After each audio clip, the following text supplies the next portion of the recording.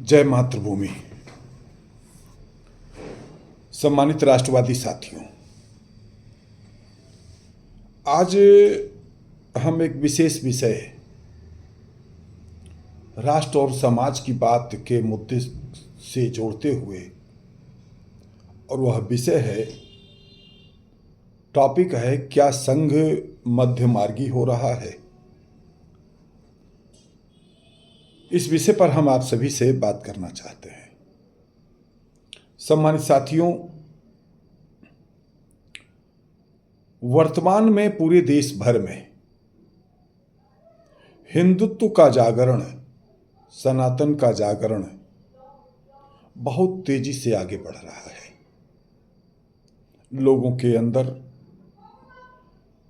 गर्व से कहो, हम हिंदू हैं, हम सनातनी हैं, हमारी अपनी संस्कृति है, हमारे अपने संस्कार हैं, हमारा गौरवशाली एक इतिहास है। इस प्रकार की भावनाओं का हम सनातनियों में विकास हो रहा है। दिन प्रतिदिन इस दिशा में हम सब आगे बढ़ रहे हैं। हालांकि इस कार्य में विश्व के सबसे बड़े संगठन राष्ट्रीय स्वयंसेवक संघ की महती भूमिका है, और इसी तरह से तमाम सनातनी विचारधारा के संगठनों, चाहे वह जातीयता के संगठन हैं, उनके अंदर भी जो सनातनी संगठन हैं, उनके अंदर भी हिंदुत्व जागरण के भाव तेजी से विकसित हो रहे हैं। इन स्थितियों में अभी आप देखिए कि कुछ एक माहों से, वर्षों से एक विभिन्न, हम खुल करके कहना चाहते हैं कि कुछ एक मस्जिदों में मंदिरों के अवशेष पाए जाने, या उनका प्राचीनतम इतिहास किसी मंदिर के होने के प्रमाण धीरे धीरे जो है मिलते जा रहे हैं। और इस पर हम सनातनियों के अंदर एक भावना विकसित हो रही है, जो कुमार विश्वास की वह कविता है कि उस कविता में उन्होंने कहा था, क्या मस्जिदें बन नहीं सकती थी मंदिरों को छोड़कर। हाँ, ये याद आ गया, तुमने मस्जिदें बनाई मंदिरों को तोड़कर, क्या मस्जिदें बन नहीं सकती थी मंदिरों को छोड़कर। तुमने मस्जिदें बनाई मंदिरों को तोड़कर, क्या मस्जिदें बन नहीं सकती थी मंदिरों को छोड़कर। इस कविता ने पूरा का पूरा जो है सब कुछ जो है कह दिया, और यह चरितार्थ हो रहा है। अब इसमें देखिए दो प्रकार की बातें हैं।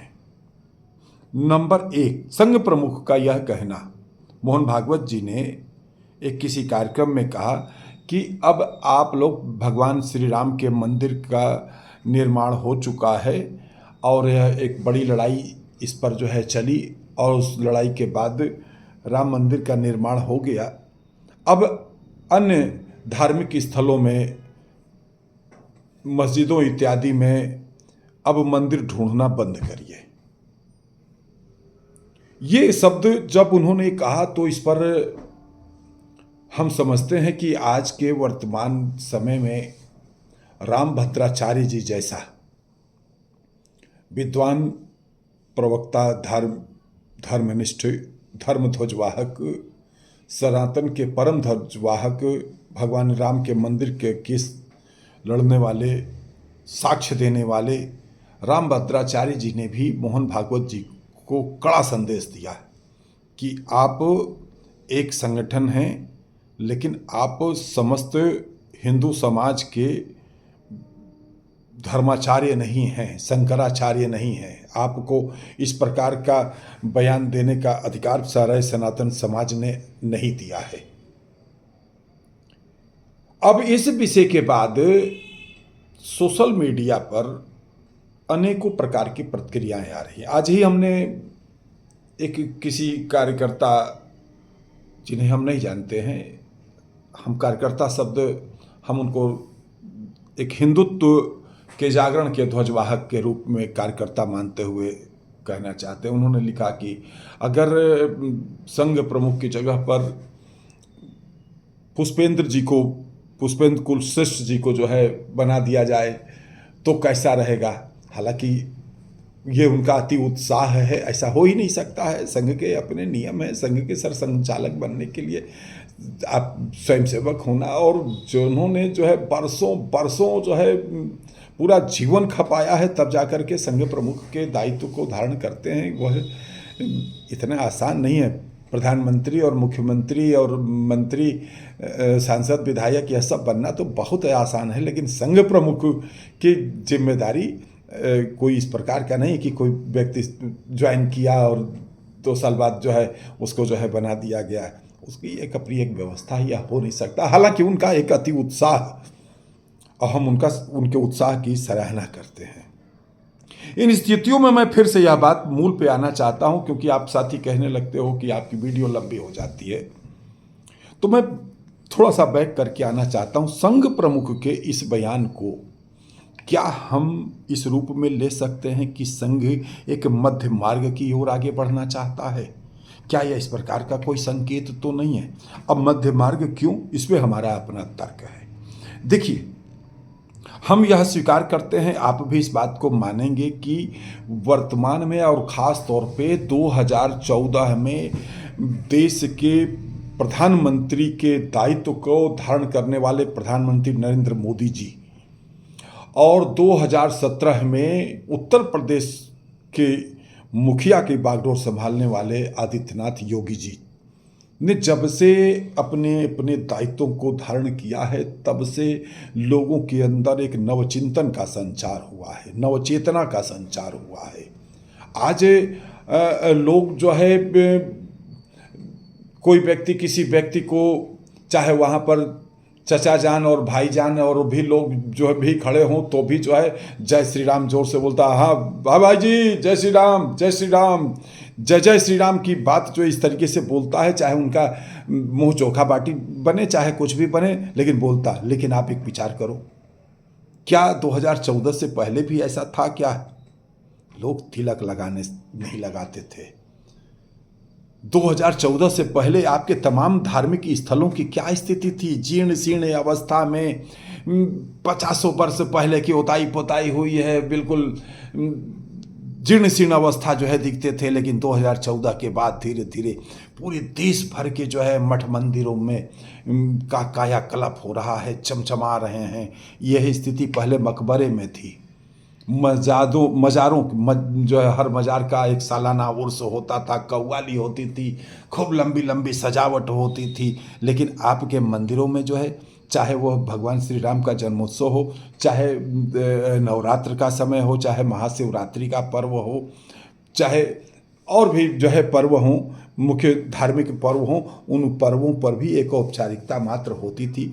इस तरीके से न अंडारा भंडारा होते थे, न इस तरीके से लोग उत्साह से होते थे। क्यों? क्योंकि कहीं न कहीं कहने के लिए हम जो है एक सनातनी समुदाय के देश थे, लेकिन हम सेकुलरिज्म के नाम पर जो है हमको दोयम दर्जे का नागरिक बना दिया गया था। लेकिन 2014 के बाद स्थितियों में परिवर्तन हुआ। लोग गर्व से जो है हम हिंदू हैं कि भाव लोगों के अंदर जागृत होने लगी। लेकिन अभी जो 2024 में लोकसभा का चुनाव हुआ, और इस चुनाव में जिस तरीके से जातीयता को हावी किया गया, जिस तरीके से, देखिए, एक समुदाय, फिर एक बात समझ, संघ जो है दो राह पर या मध्य मार्ग की ओर क्यों जा रहा है, इसके पीछे भी कहीं ना कहीं एक लॉजिक हम मान सकते हैं। अब ये ईश्वर जाने उनकी अपनी क्या नीति है, हमने को नहीं पता है। लेकिन एक सामाजिक चिंतनशील कार्यकर्ता होने के नाते हमारा अपना ये मानना है, क्योंकि संघ भी यह बात मान करके चल रहा कि हिंदू समाज में दोगली प्रजाति के बहुत बड़ी तादाद में लोग पाए जाते हैं, जो कि चाहे कुछ भी करिए वो जातीयता के नाम पर ही वोट करेंगे।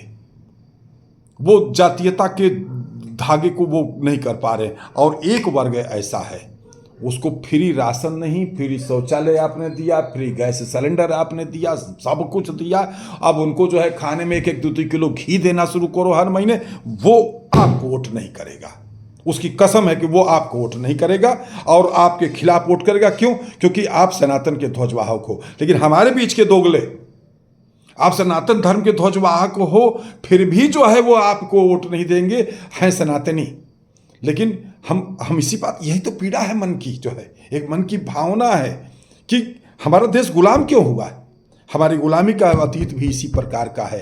हम आज भी बहुत से ऐसे लोग, जहरीले टाइप के लोग हैं कि वो 200 साल 300 साल पहले, 500 साल 1000 साल पहले के 1500 साल पहले की जो है बातों को जो है मुद्दा बनाए हुए हैं कि तुम्हारे साथ छुआछूत हुआ, तुम्हारे साथ भेदभाव हुआ, तुम्हें कुएं पर पानी नहीं भरने दिया गया है, तुमको चारपाई पर नहीं बैठने दिया।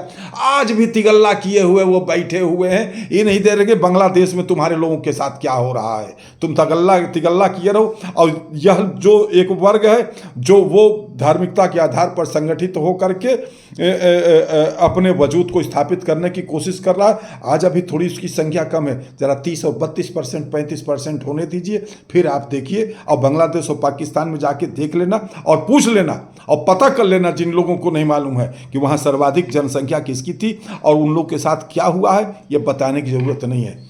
यह जय भीम और जय मीम के चक्कर में न पड़ो। यह बात तो हम लोग अनेकों बार कह चुके हैं, आज भी कह रहे हैं। लेकिन फिर वही बात थोड़ा सा बैक होकर के कहना चाहते हैं कि कहीं ना कहीं संघ ने यह महसूस किया कि हमारे बीच में दोगले हैं और रहेंगे, और इस कारण उसने जो है मध्य मार्ग का रास्ता अपनाया कि छोड़ो अभी सब जो है, क्योंकि ज़्यादा कट्टरता बढ़ाओगे, यह वर्ग तो जो है वो अपना अस्तूरा जो है पजा करके तैयारी कर रहा है।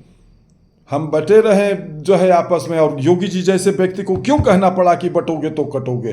प्रधानमंत्री मोदी जी ने क्यों ये बात कहा कि एक हो तो सेफ हो। लेकिन फिर भी बहुत से लोगों की दिमाग नहीं खुल रहा है। इन स्थितियों में संघ प्रमुख मोहन भागवत जी के बयान को हम कहीं ना कहीं मध्य मार्गी बयान मान सकते हैं, भविष्य का एक संकेत मान सकते हैं कि हो सकता है कि वह इस प्रकार का संकेत दे करके एक भारत की राजनीति को नई दिशा में ले जाने की कोशिश करना चाहते हैं। अब ये भविष्य के गर्भ में है, क्या होने वाला है हमें नहीं मालूम है। लेकिन हम कट्टर सनातनी जो है इस बात के लिए प्रधानमंत्री नरेंद्र मोदी जी से, उत्तर प्रदेश के मुख्यमंत्री आदित्यनाथ योगी जी से अनुरोध करना चाहते हैं कि जिन धार्मिक स्थलों के नीचे, खास तौर पे मस्जिदों के नीचे मंदिरों के प्रमाण मिल रहे हैं, इस प्रकार के मामलों को कोर्ट में न ले जा करके आप एक अध्यादेश ले आइए और कांग्रेस के उस कानून को जो है समाप्त करिए कि 1947 के पहले की धार्मिक स्थलों की स्थिति को यथावत रखा जाए। या तो मुस्लिम समुदाय खुल करके कहे कि हमारे पुरखों ने धार्मिक स्थलों को, मंदिरों को तोड़ करके मस्जिदें बनाई है, हम लोग सार्वजनिक रूप से इसके लिए क्षमा मांगते हैं, और आप लोग जो है अब हमारे धार्मिक स्थलों में से अपने धर्म स्थल ढूंढने की कोशिश न करिए, सार्वजनिक रूप से क्षमा मांग करके इस विवाद को समाप्त करें। अन्यथा अगर साक्ष्य मिल रहा है तो इन समस्त स्थलों पर अगर प्रधानमंत्री नरेंद्र मोदी जी कहते हैं कि हम आज़ादी के अमृत महोत्सव में गुलामी के चिन्हों को मिटाना चाहते हैं, तो गुलामी के इन चिन्हों को मिटाने की दिशा में आगे बढ़ें, सनातन धर्म के उद्गम और विकास की दिशा में आगे बढ़ने की कोशिश करें। हम सनातनी उनके साथ हैं, हम तमाम राष्ट्रवादी उनके साथ हैं। जय मातृभूमि, जय भारत।